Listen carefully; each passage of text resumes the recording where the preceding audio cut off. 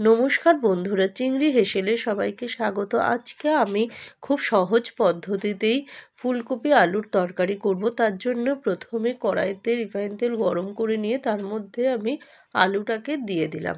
এখানে আমি নতুন আলু ব্যবহার করেছি, তো এর মধ্যে আমি একটু পাঁচফোড়নও দিয়ে দিয়েছি। দিয়ে তার মধ্যে ফুলকপিগুলোকে দিয়ে দিলাম, দিয়ে একটু নেড়ে নিলাম। নেওয়ার পরে আমি এর মধ্যে পেঁয়াজ কুচি ও চেরা কাঁচা লঙ্কা দিয়ে দিয়েছি। দিয়ে এর মধ্যে পরিমাণ মতো নুন আর হলুদ দিয়ে আবার একটু ভালো করে নেড়ে নিলাম। নিয়ে এর মধ্যেই আমি শুকনো লঙ্কার গুঁড়ো আর একটু কাশ্মীরি লঙ্কার গুঁড়ো দিয়ে দিলাম। দিয়ে আর সঙ্গে একটু টমেটো কুচিও দিয়ে দিয়েছি।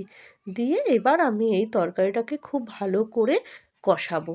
তো আমি এটাকে ভালো করে নেড়ে আমি এটাকে ঢাকা দিয়ে দিলাম। ঢাকনাটা দিয়ে দেওয়ার পরে এটা একটু আস্তে করেই করতে হবে।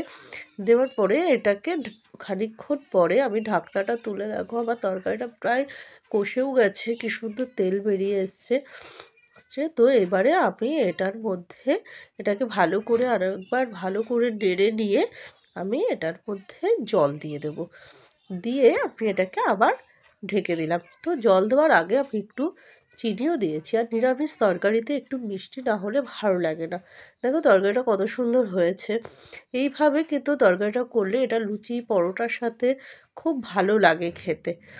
তো একবার বাটিয়ে একটু খেয়ে দেখুন, আর এটা সত্যিই খুব ভালো হয় খেতে।